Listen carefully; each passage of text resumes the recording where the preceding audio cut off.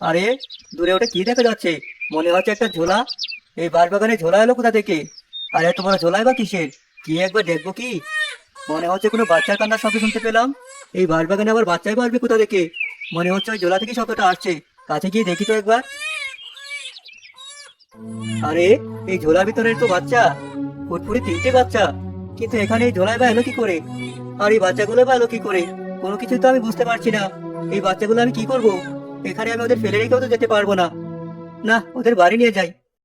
রহিম তিনটে বাচ্চাকে সঙ্গে করে বাড়িতে নিয়ে যায় আর তার স্ত্রীকে ডেকে বলে, ও, দেখো কি নিয়ে এসেছি আমি।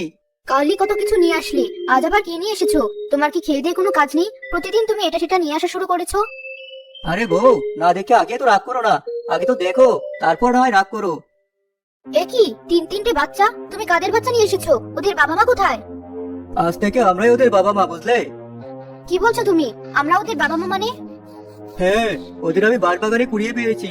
ওদের বাবা মাকে তা আমি জানি না। এখন থেকে ওরা আমাদের কাছেই থাকবে। আমরাই ওদের বাবা মা।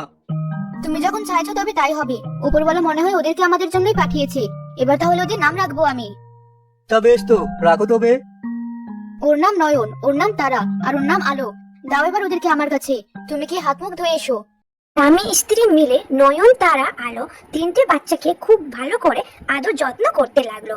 বেশ কয়েক বছর পর তারা যখন বড় হয়ে যায়, তারা তিনটে মেয়ে তিন রকমের জাদু শক্তি ছিল তাদের কাছে, কিন্তু তার মা কিছুই জানতো না এদের ব্যাপারে।